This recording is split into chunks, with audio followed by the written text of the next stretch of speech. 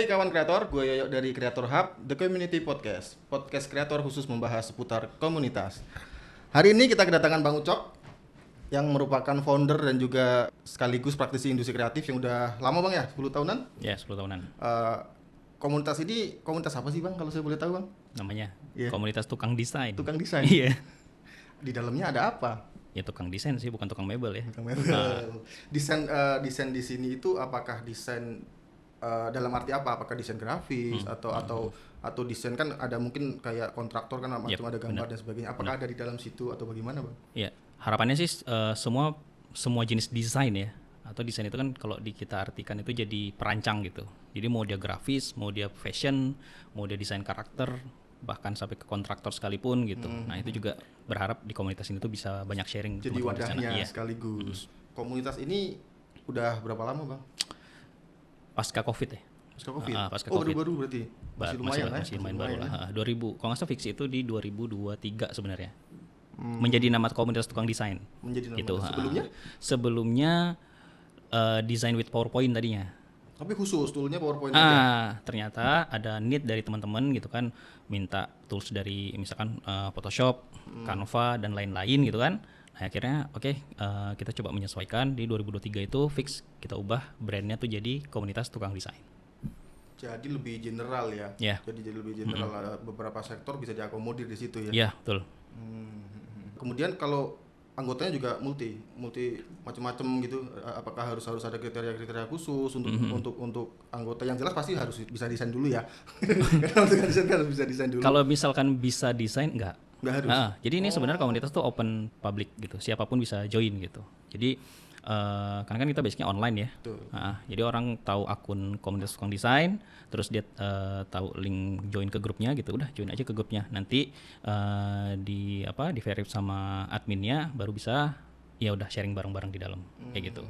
Aktivitasnya apa di dalam itu Bang? Diskusinya tentang apa? Saat ini sih masih ke diskusi ringan aja lah gitu. Jadi saling tektok aja teman-teman di dalam gitu kan. Ada juga beberapa yang nyari talent, misalkan butuh graphic design untuk bikin logo bisnisnya misalkan kayak gitu. Ada juga yang promo produk digital misalkan kayak gitu. Ada juga yang bertanya juga misalkan lagi ada kesulitan buat bikin satu desain apa gitu kan. Nah, itu biasanya mereka nge-share tuh di dalam grup gitu. Nanti ada yang nyaut bareng, benar, discuss bareng. Benar. Yang pasti nggak sampai berantem sih. Terus kayak desain di sini kadang-kadang kan kayak yang seperti sekarang ya Bang. Kayaknya menjadi hal yang umum di orang-orang ya. Setiap orang, setiap bahkan mau generasi apapun udah tahu toolsnya nih untuk desain. Kemudian ya kayak Canva yang baru-baru ya orang langsung crop aja, pasang CapCut, crop. Apa yang membedakan itu dan membuat komunitasnya Bang ini sebagai tukang desain ini bisa bertahan? Oke. Pertama kita tahu dulu nih, desain itu kalau saya pribadi sharing ke teman-teman itu dibagi jadi dua. Jadi ada orang yang bisa desain, ada yang paham. Bisa itu biasanya mereka udah terbiasa dengan tools gitu. Anak-anak SD aja sekarang udah bisa main Canva, ya kan? Tergantung toolsnya ya, tergantung dengan tools. Bener. Bisa desain. Iya. Atau aplikasi clip art lah gitu yang ada di Play Store gitu kan. Anak-anak SD itu udah pada bisa semua gitu kan. Terus sudah ada AI juga sekarang kan, anak-anak SD tinggal perintah pakai generate text langsung jadi gambar gitu kan. Nah itu yang bisa desain gitu. Nah ada juga yang paham. Nah paham ini yang lebih spesifik lagi nih orang untuk mengetahuinya. Jadi biasakan dia memang sudah terbiasa menjadi seorang graphic designer sekian tahun. Atau orang yang memang sekolah di pendidikan itu di misalkan desain komunikasi visual, memang bidangnya untuk profesional arahnya. Jadi orang paham itu dia mengerti fundamentalnya, dia mengerti teknik-tekniknya gitu. Jadi tidak hanya sebatas bisa gitu. Jadi harapan komunitas tukang desain itu kita bisa memisahkan mana kebutuhan orang yang memang bisa desain dan mana orang-orang yang paham desain yang siap untuk berbagi juga di sana gitu. Paham desain dan bisa. Desain. Betul ya, karena kan bagaimanapun teknologi kan akan terus berkembang. Ya, seperti betul. tadi kan teknologi AI bisa mensupport apapun, karena sekarang malah bisa dibilang jadi apapun ya, apa-apa pakai AI, apapun pakai AI, sampai presentasi aja pakai AI anak sekarang tuh. Bilang, tolong dong bikin presentasi ini dia nggak butuh pakai AI, udah digenerate jadi ini Pak, selesai gitu kan. Betul. Kemudian kalau untuk menjadi level paham desain nih, untuk selain kalau misalnya dia tidak menempuh pendidikan khusus, katakanlah otodidak lah, apa sih yang bisa menjadi tolak ukur atau menjadi kriteria khusus bahwa si A ini si A udah bilang paham nih, atau ini masih bisa-bisaan, sampai mana itu Bang tujuannya? Oke. Otodidak ya. Nah, kebetulan gue sendiri bukan pendidikan itu di desain komunikasi visual. Oh iya? Itu pertama. Berarti otodidak juga? Iya, otodidak. Karena basic pendidikan gue itu di akuntansi. Akuntansi. Terus selama di kampus dulu, jadi suka ikut komunitas desain grafis. Main-main sama anak-anak di kafe. Di kampus-kampus lain juga termasuk. Terus ikut-ikut exhibition juga. Nah, dari sana ada ketertarikan di desain grafis. Nah, setelah ada ketertarikan itu, akhirnya gue ikut kelas-kelas kecil tuh. Gitu. Malu mana rantau ya, jadi nggak ada kursus nggak ada duit gitu kan buat ikut kuliah tambahan lagi gitu kan, jadi ikut kelas-kelas kecil lah gitu. Terus dari situ kita paham nih keilmuannya gitu, fundamental dari desain itu seperti apa gitu. Terus kita lihat juga portofolio expert yang sudah, atau agensi ya, yang sudah pernah ngerjain macam-macam dari brand gitu kan. Terus dari situ pelajarin sampai berani ngerjain project pada saat itu. Nah, modelnya apa tuh? Brandnya itu keluar dari mana tuh? Jadi dulu ya 2015 ke bawah, nyetak kartu nama. Nah, nyetak kartu nama, terus pergi ke banyak pameran gitu kan, ketemu sama owner bisnis, udah tawarin gitu. Saya punya nekat aja gitu. Saya konsultan desain Pak. Gitu kan ya, konsultan branding. Pada saat itu gitu kan. Nah, dari situ ternyata ketika ketemu klien, oh beda lagi nih. Tadi kita baru belajar nih, setelah ketemu klien ternyata ada lagi nih yang harus kita pelajari gitu, memahami kebutuhan klien gitu. Malum lah klien macam-macam maunya gitu kan. Menurut kita udah perfect, udah bagus gitu kan, klien masih jelek gitu. Bahkan pernah ketemu klien yang kita udah oke sesuai dengan apa namanya brief yang dia kasih gitu kan, udah mateng gitu. Pas 50% selesai, anak saya nggak suka Bang. Nah, itu gimana ngehandle-nya gitu kan. Nah, jadi akhirnya yang berbicara pengalaman gitu. Nah, jam terbang ya. Iya benar. Beda Mas kayak zaman sekarang. Kalau sekarang itu istilahnya anak-anak yang gue bisa bikin logo nih. Terserah dia sembarangan nih logo kayak gimana gitu kan. Langsung bikin akun Instagram, terus launching, ini bisnis saya bisa bikin logo mulai dari Rp5.000. Pakai tool-tool tadi itu kan. Ya, terus clip art misalnya kayak gitu kan. Nah, gitu. Sekarang. Jadi kalau kita bilang sampai tahap di mana, itu tadi ketika kita sudah bisa menghandle satu klien, 2 klien, kita punya portofolionya dan memang kita punya track record yang bagus gitu kan.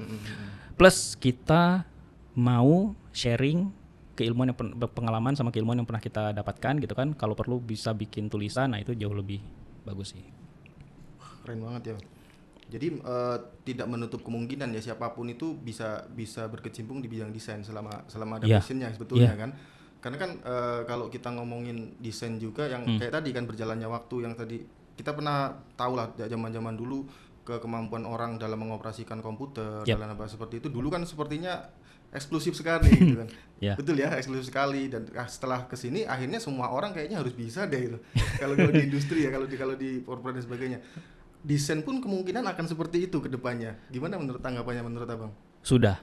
Malah sudah. Jadi bukan mau nggak mau bisa, tanpa sengaja udah bisa. Tanpa sengaja sekarang. Iya, karena kan sekarang gadget udah di tangan, gitu kan. Anak-anak kecil udah pegang semua gitu kan. Mereka udah bisa pakai aplikasi desain, gambar di handphone, dan mereka udah kayak mainan biasa gitu kan. Jadi kalau dibilang eksklusif sudah nggak terlalu eksklusif, karena semua orang sudah pasti menyentuh sebuah pekerjaan atau aktivitas yang berkaitan dengan desain grafis terutama kan gitu. Nah, yang menjadi bedanya adalah tadi mereka hanya sebatas bisa menggunakan toolsnya aja gitu. Nah, mereka belum ngerti tuh fundamentalnya tadi ya. Fundamentalnya desain itu benar. Apa betul-betul. Sesederhana ini aja, misalkan paduan warna merah untuk sebuah bisnis makanan kira-kira cocoknya dengan apa misalnya kayak gitu. Nah, sesederhana itu aja gitu. Atau gampangnya gini lagi, apakah gambar atau hasil desain grafis yang kamu gunakan itu bebas dari copyright? Ya namanya orang otodidak ya, pasti nggak begitu paham hal-hal kayak gitu. Kalau untuk copyright dan sebagainya itu apakah ada ininya apa kayak pendeteksinya ini sudah ada loh ini ada bisa dicek gitu. Ya. Sekarang udah enak ya. Kalau misalnya kan kayak gini kita kayak Haki deh misalnya kalau kita ceritain Haki begitu kita cek kan ada tuh ternyata sudah ada ini yang belum gitu. Apakah desain juga ada yang seperti itunya? Ada. Jadi kalau bicara soal copyright, saya kasih tahu ke teman-teman tuh biasanya kita buat jadi 3 ring gitu. Ring 1 itu otomatis yang paling dalam itu dia sudah terdaftar di kementerian di negara tersebut gitu. Karena kan ada kebijakan sebuah karya yang ada lisensinya itu bisa lintas negara, bisa juga yang enggak. Contoh kayak kemarin itu kan rame KAI ya, logo KAI itu dipakai di negara lain gitu. Sama persis gitu kan, plek-plek gitu kan. Itu karena tidak ada kekuatan hukum sampai di negara sana, ya fine-fine aja gitu. Nah, beda ketika ada logo, ini nyebut brand enggak apa-apa ya. Logo Coca-Cola masuk ke Indonesia terus ada yang plagiat nih di Indonesia. Itu kena gitu karena kekuatan hukumnya sampai lintas negara. Seperti itu. Nah sekarang tuh udah enak lah gitu. AI juga udah ada. Jadi generator pendeteksi copyright itu juga udah ada sekarang gitu. Atau minimal buka gambarnya Google Lens. Oh iya. Ya gitu. Jadi ring pertama itu yang saya bilang tadi. Dari kita dulu aja gitu. Ya itu memang sudah terdaftar. Nah yang kedua lewat pihak ketiga.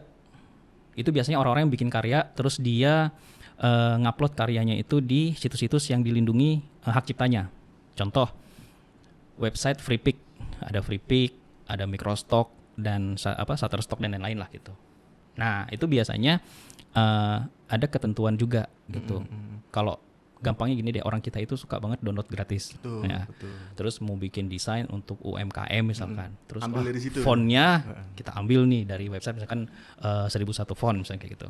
Cuman dia nggak tahu ternyata ada ketentuan free for personal use misalkan. Dia nggak tahu ada hanya untuk komersil aja gitu. Dia nggak tahu ada atribusi juga, nggak tahu gitu. Jadi asal download terus pakai dikomersialkan dan ketika ketahuan ya kena penalti. Nah itu lewat pihak ketiga tadi. Nah itu ring terakhir yang agak lemah itu lebih ke self claim aja. Jadi kayak orang bikin akun di satu platform desain, misalkan kalau di kita itu lebih banyak kenal itu namanya Behance. Behance itu punya grupnya Adobe. Jadi dia upload portofolio di sana. Nah jadi ketika ada orang yang meniru gitu kan atau mengambil secara plek-plek tadi, nah dia bisa mengajukan komplain di situ. Nah, tinggal nanti bagaimana win-win solution antara yang ngambil dengan si penciptanya mau diperkarakan atau enggak nih. Cuman masalahnya tidak ada kekuatan hukum. Jadi cuman ya klaim aja gitu. Oh, itu punya gua tuh gitu. Gentleman agreement itu punya gue gitu. Mau gua ramein apa enggak misalnya kayak gitu. Nah, benar, balik lagi. Tadi menarik nih, etika. Nah, banyak orang-orang sekarang atau misalkan anak-anak muda lah ya gitu kan ya. Kalau saya perhatikan perhatikan di internet itu tidak begitu memahami apa itu digital etik. Nah tuh. Apa itu bang, digital etik bang? Sebenarnya digital etik itu sebuah sama ya kayak etika di luar sosial gitu kan. Aturan yang tidak tertulis gitu kan. Contoh paling gampang gini deh. Barusan pagi tadi. Jadi ada satu tulisan gue di internet, terus di situ ada diskusi lah gitu. Dari banyak teman-teman freelancer lah gitu. Mereka diskusi di bawah di dalam kolom komentar. Terus karena ini rame, trafficnya bagus, datang satu akun ngiklan di situ. Langsung aja. Ah, itu termasuk bagian dari digital ethic gitu. Oke. Tidak tertulis, tapi spamming di situ. Kayak misalnya ada orang posting something lah di IG di kolom komentarnya isinya. Ya, yang itu obat mata. Obat apa? Ya, kayak gitu. Itu harusnya dihindari lah yang begitu. Benar. Karena kan jadi distract orang kan. Nggak cuma distract sih, sampah aja gitu kan tiba-tiba muncul gitu kan di keramaian gitu dengan membawa iklannya dia misalnya kayak gitu. Itu bercontoh iklan misalkan gitu atau head comment dan lain-lain. Nah itu juga kan termasuk ke kategori ini udah melewati batas dari digital ethic gitu. Nah kalau di komunitas tukang desain mungkin ini yang bias ya, antara orang bilang itu harusnya nggak boleh gitu. Konten yang ada di internet itu kita harus tahu dulu apakah konten ini bisa kita reshare atau konten ini tidak bisa. Nah, itu pertama dulu. dipilah dulu ya. Dipilah dulu. Makanya di kalau lihat di akun komunitas tukang desain banyak kita rata-rata bisa bilang 90% itu kita reshare dari konten orang. Tapi itu dia. Tapi bicara soal digital etik, kita kasih kredit di sana. Oh iya. Pertama. Betul. Yang kedua, kalau memang orangnya minta take down, kita take down. Bentuk etiknya sebagai Benar, bentuk etik. gitu. Karena memang kalau harus misalkan kita izin ke ini terlalu makan waktu gitu, kadang kita juga nggak gerak gitu. Nah, terus yang ketiga, setelah misalkan minta take down, kita take down kontennya. Yang ketiga, kita tidak memanfaatkan konten itu untuk kebutuhan komersil. Ya, misalkan kita monetisasi tuh, itu yang kita jaga. Jadi walaupun kita reshare, kita nggak monet. Gitu. Kalau mau riset yang original dong. Nah, benar, yang original. Nah, itu contoh digital etik tuh. Seru juga ternyata di dunia perdesainan ini. Kemana-mana jadinya. Kemana-mana, betul. Tapi kan memang sekarang kan akhirnya kan desain ini kan memang betul dimasuk ke semua ranah kan, ke suatu sisi semuanya akhirnya masuk ke desain. Dari hal-hal yang ya kayak apapun lah, saya kira kayak di perusahaan-perusahaan besar ya, kontraktor something like that gitu kan. Pasti kan pada akhirnya akan bersinggungan. Pasti. Apapun itu. Pasti. Disiplin ilmu apapun saya setuju tuh. Kita nggak bisa berkembang dengan ilmu kita yang sendiri doang. Kemudian saya jadi penasaran gini Bang, kalau dari komunitas ini goals-nya itu maunya kemana Bang? Pertama, saya sih lebih pengen fokus jadi fanbase account aja dulu, gitu. Dari fanbase dulu. Fanbase account aja. Kita menaungi banyak orang-orang yang pengen tahu tentang desain itu sendiri. Karena kalau belajar di situ boleh? Belajar boleh. Karena tahun kemarin kita nggak ngelakuin sama sekali. 2 tahun sebelumnya itu kita bikin kelas-kelas kecil, workshop kecil online gitu. Nah, cuman memang setelah gue lihat ya perjalanan dari 2023 itu, ke orang hanya ketika ketemu kata desain, ingatnya cuma desain grafis. Bikin poster, bikin stiker gitu kan ya, bikin kaos gitu, cuman itu aja gitu. Padahal kalau kita mau pecah desain itu tuh luas banget, banyak banget gitu. Terus fundamental dari ilmu desain itu sendiri nggak hanya dibutuhkan di desain itu sendiri, artinya dia bisa dipakai untuk kebutuhan yang lain gitu. Sederhananya gini deh, misalkan ya konsep minimalis gitu, desain yang minimalis gitu. Ternyata di psikologi, di aktivitas kehidupan harian sampai ke interior design itu menggunakan konsep minimalis itu untuk berbagai macam hal. Gitu. Atau kita bicara seni abstrak misalkan gitu. Oh, kalau di branding itu ada yang sempat bilang gini, di branding itu nggak bisa tuh pakai seni murni kayak seni abstrak lah gitu, yang kita tuh nggak tahu ini sebenarnya bentuk gambar apa sih, lukisan apa sih, random aja gitu kan. Tapi kalau kita coba tarik kita ambil benang merahnya gitu, kita tarik ke prinsip desain itu sendiri gitu. Ketika lu ngelihat karya abstrak ini, pesan apa yang lu dapat? Nah, desain juga begitu gitu. Pasti ada seninya gitu. Cuman kan orang selalu memisahkan gitu.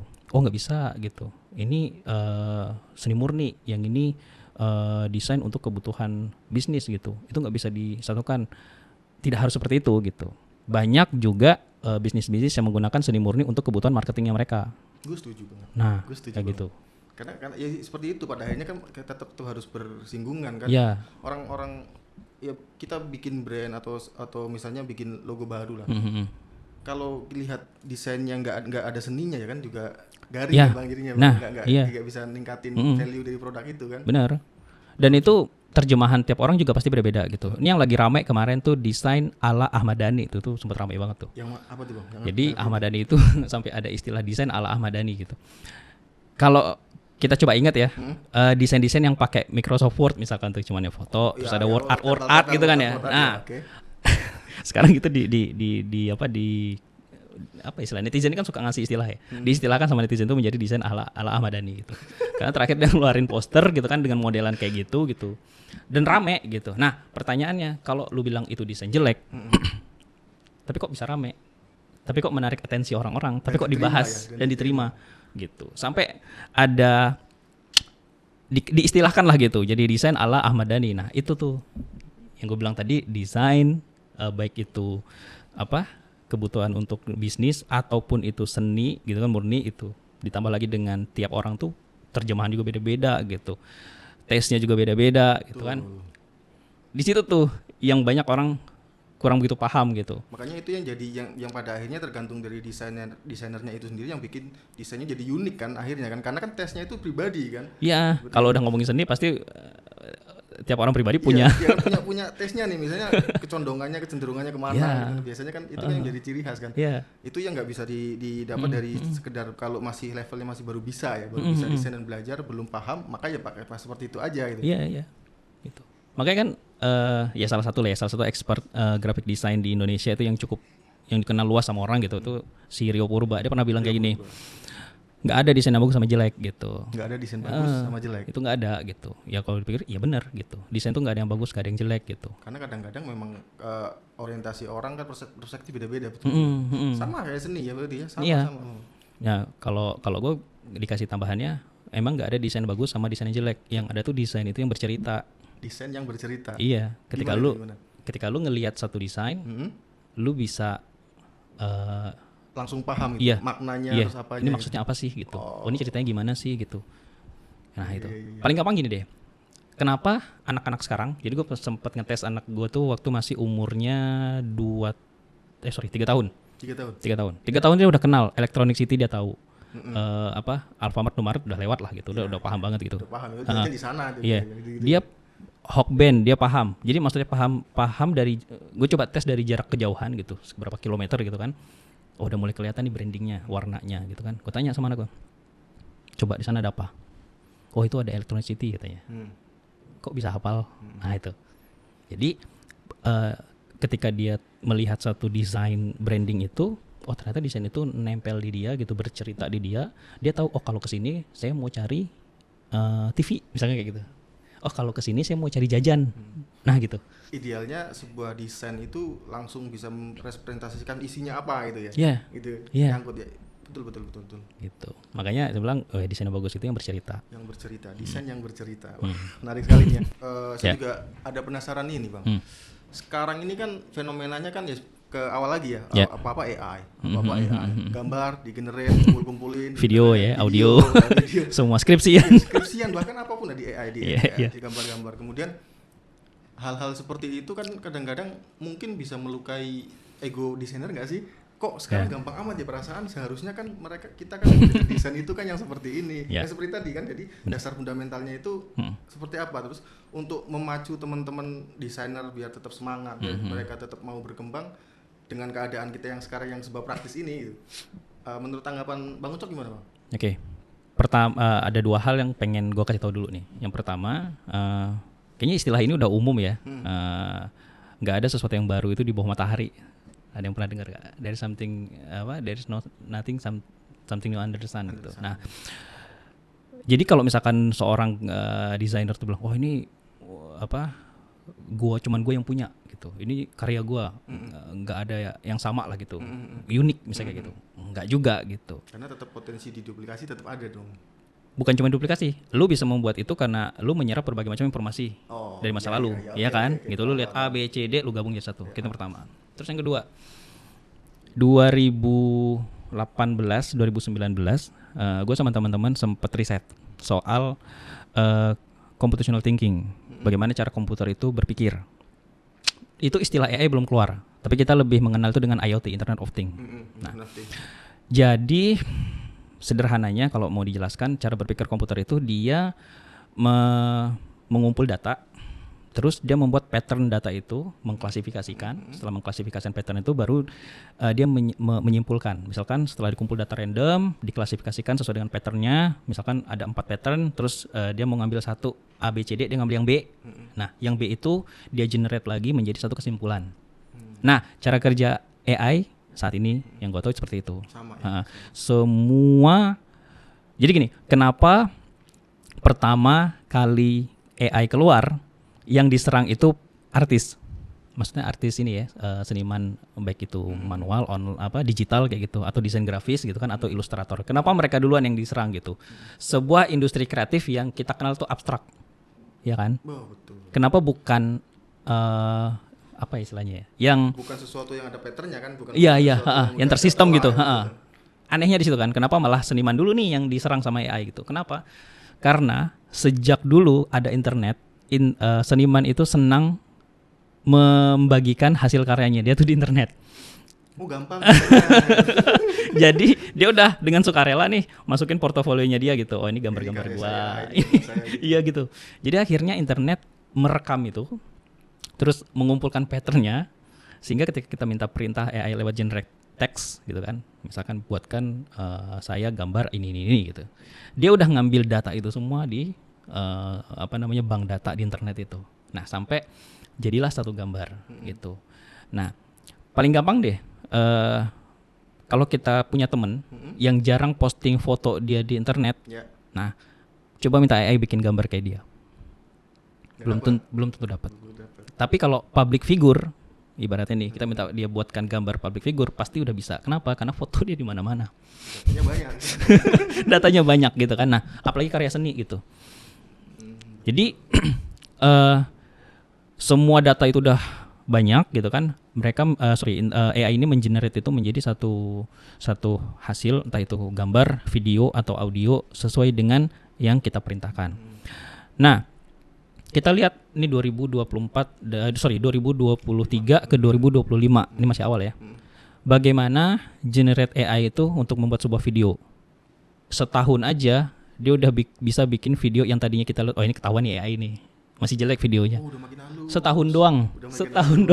Kita nggak bisa lagi ngebedain yang mana AI nih, yang mana asli orang kan gitu. Nah, apalagi kalau kita bilang ke 2030, setahun aja udah sekeren itu. Akan seperti apa kan di 2030 gitu kan. Maka gini, ketika hadirnya AI, orang-orang yang tadinya merasa gue paling jago di desain, gue paling jago di gambar, gue paling jago di ilustrasi gitu. Ketika datang AI mereka kayak dapat variabel lain ternyata ya. Gue nggak terima nih, gue nggak terima gitu. Karena lu bisa meniru gue gitu kan. Nah, cuman balik lagi tadi yang saya bilang waktu kita riset soal Internet of Things gitu. Saya lupa namanya siapa, tapi dari China dia sempat bilang gini si penelitinya, kita tuh nggak bisa bersaing dengan teknologi. Tapi kita bisa mengendarinya. Betul. Itu dia. Jadi lu mau jadi ikut arus aja, tadi istilah tergerus arus aja gitu, atau lu mau riding the wave gitu. Terus hilang bisa tuh. Udah hilang, bukan hilang lagi tuh, orang lupa gitu kan. Atau riding the wave gitu maksudnya. Oh iya oke, datang nih AI. Kita pelajarin sedikit gitu. Kira-kira dia bisa bantu kita buat ngerjain apa ya? Itu. Contoh paling gampang gini. Ketika gue dapat satu klien pengen bikin brand, gue tanya, "Sudah ada belum sebelumnya?" "Oh, udah ada, Bang. Sini." Gue minta AI coba cek dulu. Ada unsur plagiasi apa enggak? Itu yang pertama. Terus yang kedua, coba tolong dikasih opsi dari gambar ini, bisa ada opsi untuk misalkan kebutuhannya rebrand, gambar berikutnya itu kayak gimana kira-kira gitu. Coba kasih gue opsi bisnisnya ini, dia pengen ada ornamen ini, warna ini gitu. Coba kasih gue satu gitu. Jadi persis seperti asisten pribadi kita lah gitu. Nah sehingga bukannya kita malah teriak-teriak, AI merusak ekosistem gitu kan, merusak kreativitas gitu kan. Enggak gitu. Karena nyatanya gini, ketika lu yang udah jago desain, lu coba prompt deh, bikin satu karya pakai AI. Kalau lu udah sampai jago banget gitu, generate text itu, istilahnya prompt ya gitu. Oke, berarti lu bisa menggunakan teknologi AI ini gitu. Tapi nyatanya banyak yang gue temuin teman-teman itu, mereka nge-prompt aja tuh masih belum bisa gitu. Jadi kayak lu ngasih perintah ke robot buat bikin satu gambar aja tuh nggak dapat gambar yang lu mau. Betul. Ibarat kayak gitu. Ya, benar. Jadi ayo ini teknologi ada gitu kita kan ya, pelajarin pelajarin. Paling bagus. Terus bagaimana dia bisa membantu hal-hal pekerjaan kita yang tadinya teknis memakan waktu, biaya lebih berkurang gitu. Harusnya menjadi pendukung ya. Iya. Pendukung dari desainer dan sebagainya. Betul. Gitu. Dan satu lagi ya, ketika udah pakai AI, lu ingat lagi tuh basicnya ada digital ethic. AI ini kan random, ngambil semua data di internet. Kemarin gue dapat kabar ada AI yang sampai bisa nembus ke platform yang berlisensi. Artinya kan dia nyuri gambar dari platform itu kan, betul. Gitu. Nah artinya lu juga harus paham juga digital ethic. Jadi apakah hasil AI ini ada kecenderungan lisensinya atau enggak gitu? Atau ada juga platform AI yang memang sudah memberikan ruang. Ini khusus untuk yang gratisan, ini khusus untuk yang oke udah dijamin aman lisensinya. Nah, kayak gitu aja. Keren sekali, Bang. Jadi terima kasih Bang waktunya hari ini. Senang banget saya belajar banyak tentang desain dan korelasinya dengan AI. Jadi kalau menurut saya pribadi, pendapat saya pribadi, kalau salah bisa ditambahin, seharusnya perkembangan teknologi AI, tool, desain itu menjadikan desain ini lebih mudah dan lebih bisa dikembangkan lebih jauh dari para desainer ya, bukan menjadi penghalang, dari desain itu. Oke, guys, terima kasih untuk waktunya Bang. Saya kehormatan buat saya Bang bisa datang ke sini. Saya nambah insight baru buat saya. Semoga isi dari diskusi ini bisa bermanfaat buat teman-teman semua. Terus kemudian kalau ada teman-teman yang ingin belajar desain atau apa, bisa kontak ke langsung join boleh Bang ya. Nanti kita kasih linknya di bawah biar untuk join langsung untuk teman-teman. Dan jangan lupa untuk subscribe channel kita Creator Hub dari Kreator ya. Terima kasih. Saya tutup. Assalamualaikum warahmatullahi wabarakatuh. Waalaikumsalam warahmatullahi wabarakatuh. Thank you Bang.